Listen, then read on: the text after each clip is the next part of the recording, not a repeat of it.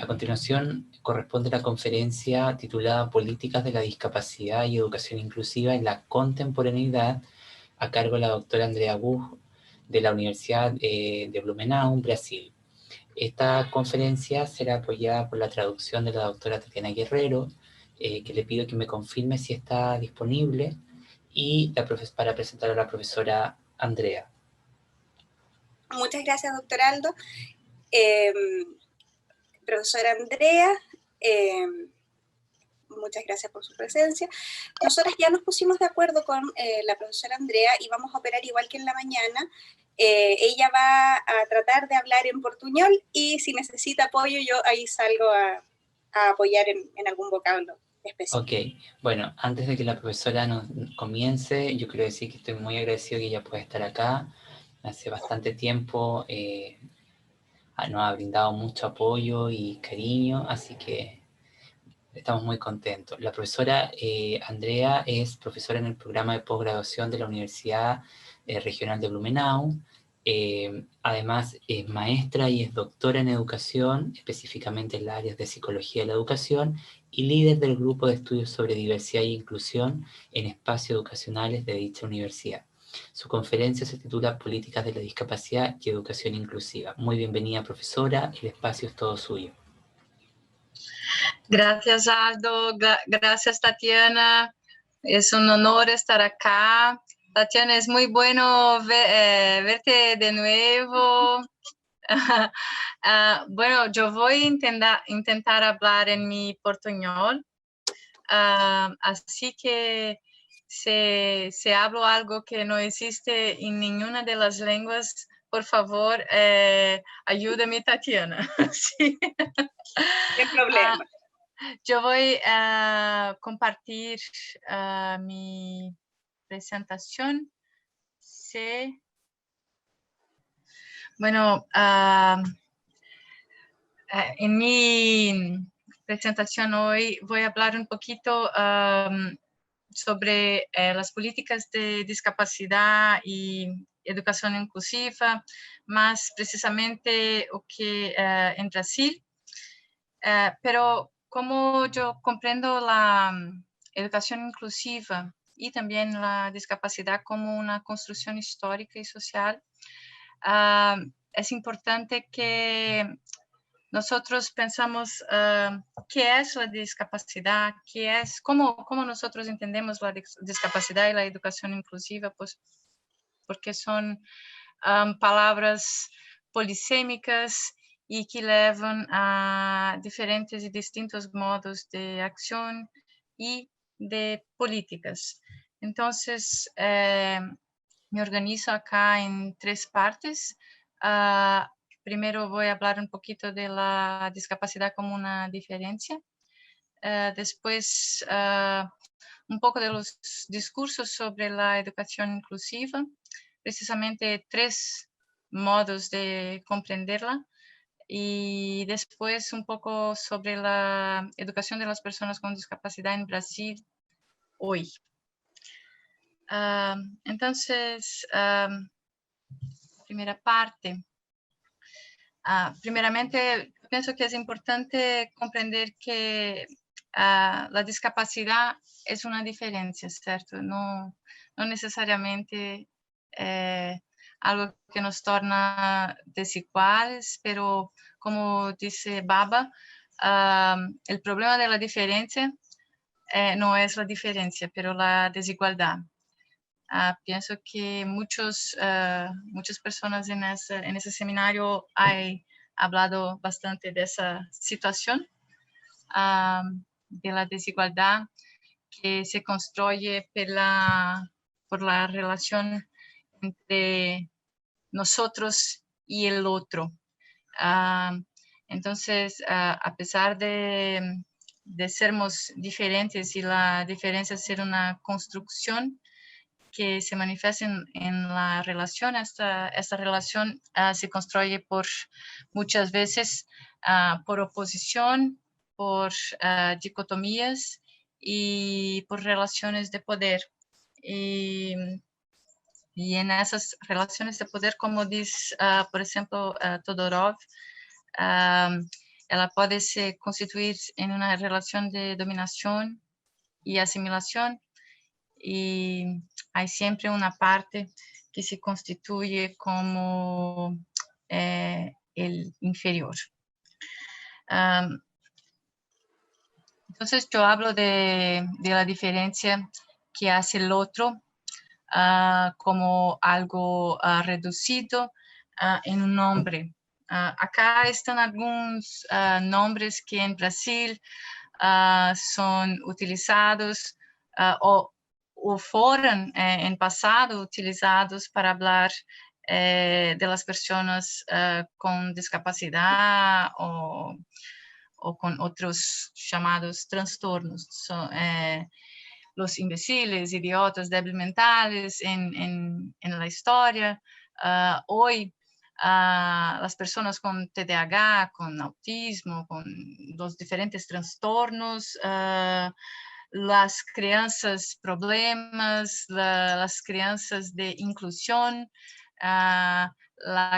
el especial. Entonces hay muchos nombres que diferencian el otro y totalizan el otro con una etiqueta, con un diagnóstico.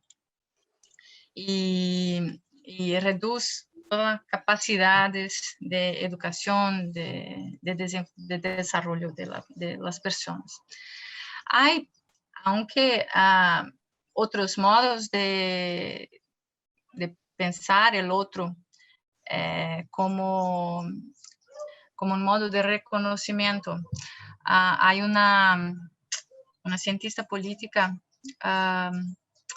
Chantal Mouffe, y ella habla que la política es un espacio, la democracia radical necesita de un espacio agonístico y no antagonístico. Entonces aquí podemos pensar en una relación en que puede haber una diferencia, inclusive una adversidad, pero no hay enemigos. Hay personas diferentes que se rompen, se conversan, se transforman mutuamente. Y nessas posibles relaciones y concepciones de la diferencia podemos pensar en dos versiones de la discapacidad. Una que muchos autores llaman de modelo médico y la otra de modelo social. El primero como un modelo que considera la discapacidad como algo ontológico, un ser que invade el cuerpo de la persona y torna a la persona. Perdón, hay un ruido. Entonces, ese modelo ontológico totaliza la persona en su discapacidad. Y en contraposición, el modelo social piensa la discapacidad en la relación con el mundo. En esa perspectiva, hay una defensa de la emancipación de las personas con discapacidad, el privilegio del punto de vista y de su participación en las políticas dentro de una perspectiva de interdependencia y cuidado, no de dependencia y protección exclusivamente.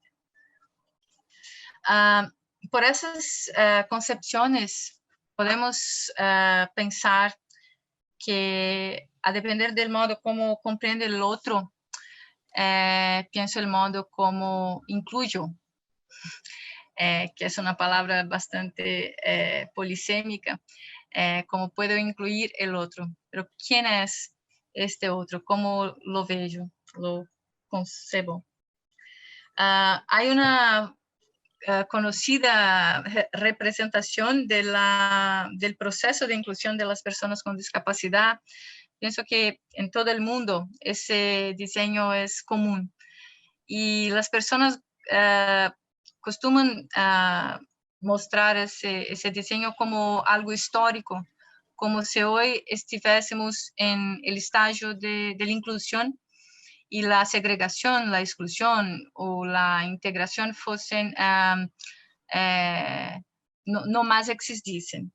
Pero yo pienso que todos esos diseños, todos esos momentos pueden ser encontrados en nuestra sociedad hoy, porque la inclusión puede ser entendida como por diferentes perspectivas. Entonces, voy a hablar un poquito de 3 perspectivas que veo, que costumo perceber en nuestras investigaciones, que podemos llamar de inclusión como colocación, inclusión como adaptación, inclusión como justicia social.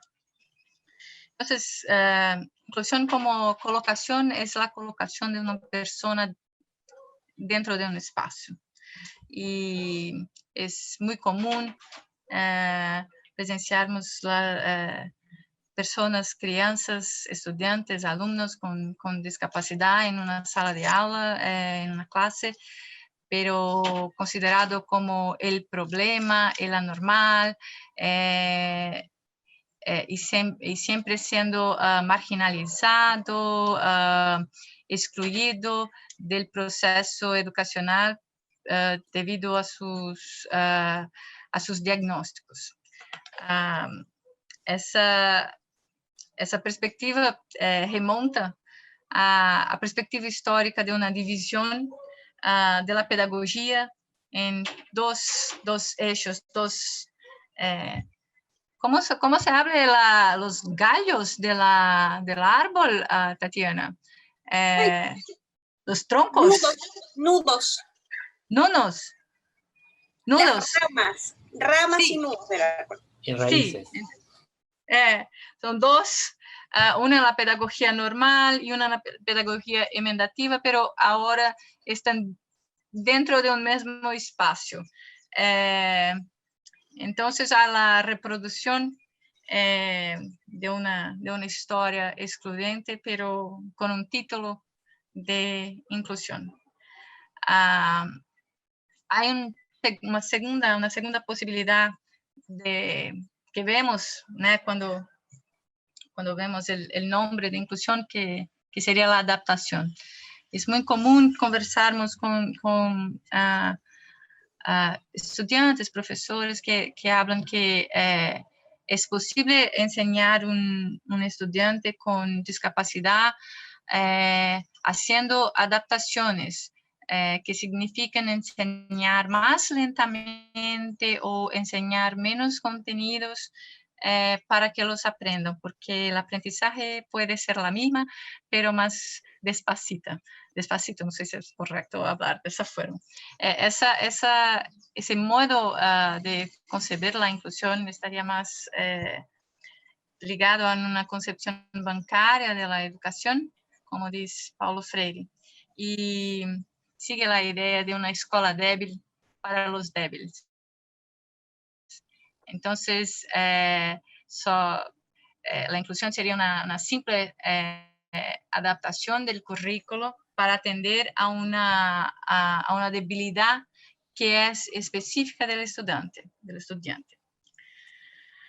Una tercera posibilidad sería la inclusión como justicia social, que estaría mucho más relacionada al modelo social de discapacidad, y pensando la inclusión como una relación, con un proceso, como lucha, en una lógica de la alteridad, y dentro de la posibilidad de ruptura con la lógica dicotómica yo y el otro, yo versus el otro. Una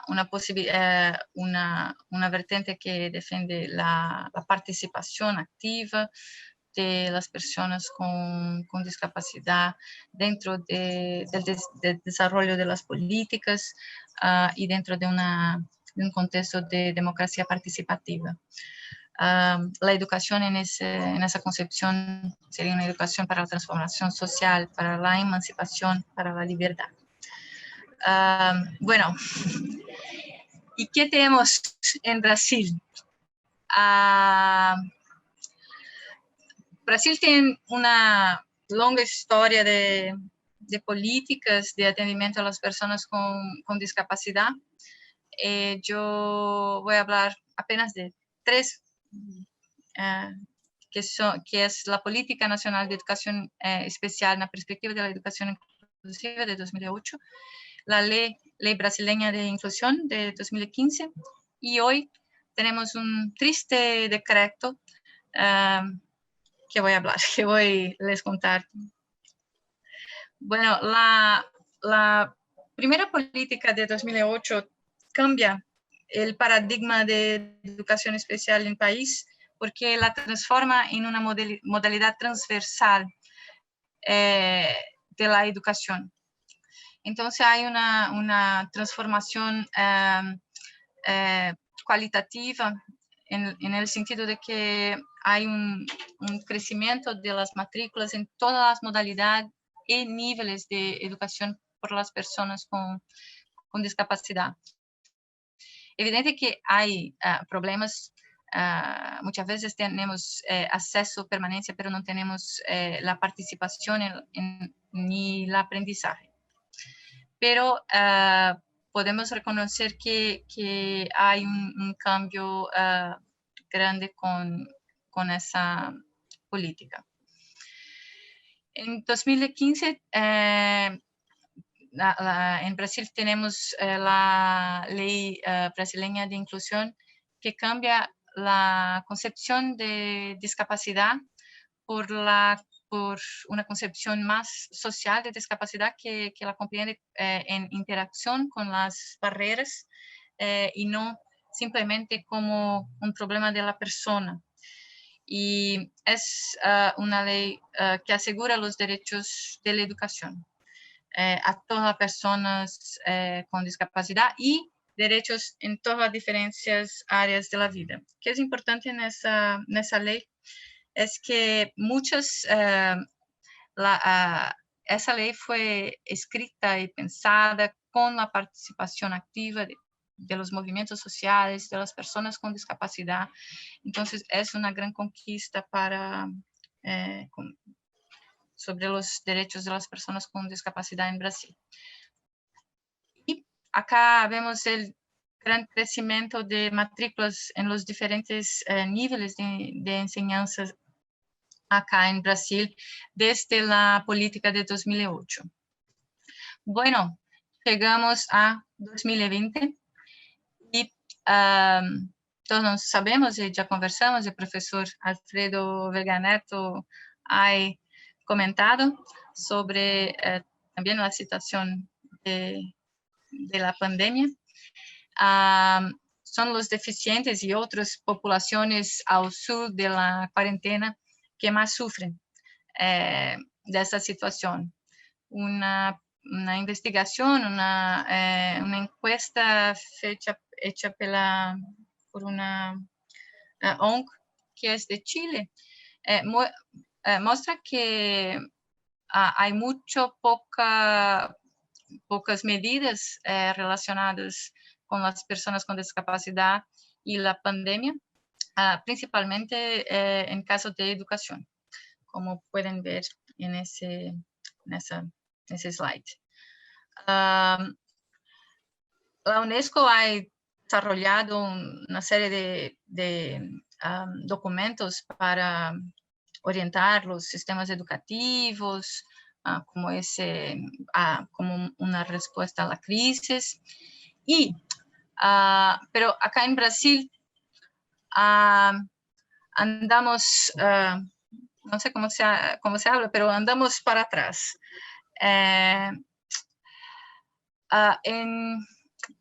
Yo pienso que en julio de este año, un documento que llamamos es un parecer que orienta a las escuelas como un documento educacional que habla del contexto de la pandemia, orienta que los estudiantes de la educación especial permanecen en casa y sean privados de sus interacciones presenciales. Acá tengo una traducción de Google.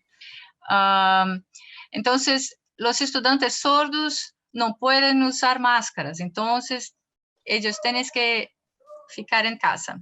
Los estudiantes con autismo no saben seguir las rutinas, tienen ni obedecer las reglas, entonces tienen que ficar en casa, queden en casa. Las personas con discapacidad no comprenden nada, entonces no pueden estar en la escuela. Una visión mucho capacitista presente en las nuevas leyes brasileñas es lo que vemos ahora. Y después de este parecer, una nueva política de educación especial que tenemos agora de 30 de setembro de 2020, que, segundo el título, institui a Política Nacional de Educação Especial, equitativa, inclusiva e com aprendizado ao longo da vida, considera a política educacional inclusiva como um conjunto de medidas, ou seja, um serviço. La educación inclusiva pasa a ser comprendida como un servicio, como un conjunto de acciones para atender la discapacidad de los estudiantes, y esas medidas son organizadas en instituciones como las escuelas especializadas, clases especializadas y las escolas regulares inclusivas ahora son consideradas aquellas que tienen clases regulares o clases especializadas o sala de recursos. Esa política sigue totalmente el modelo médico, es excludente, es privatista una vez que defiende la creación de instituciones privadas que serán sustentadas obviamente con el dinero público, aunque es también inconstitucional, pues no respecta, por ejemplo, la Constitución brasileña y también la ley brasileña de inclusión. Entonces, ¿qué hacer? Si no hay, como dice Parrilla, no hay inclusión sin una gestión democrática de la sociedad, sin la participación de la ciudadanía y de los agentes sociales y los objetivos educativos, sociales y culturales. Entonces, ahora en 2020, dentro de esta nueva política, no tenemos más una educación inclusiva, quizá una educación bastante excluyente.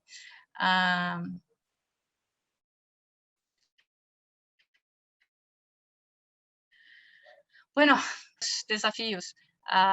Seguir luchando. Hay muchas organizaciones, muchas organizaciones acá en Brasil que están luchando contra esa política. Estamos haciendo muy acciones de activismo para defender el punto de vista de la justicia social. Tenemos entonces que construir y resignificar las conciencias políticas de las diferencias, y reconocer las diferencias, fortalecer las identidades, establecer ellos, superar capacitismo y las barreras, y no perder de vista, como dice Dubé, la experiencia de los actores involucrados y su pedido de justicia y reconocimiento. Eso, gracias. Perdón por mi español. Espero que puedan ter comprendido.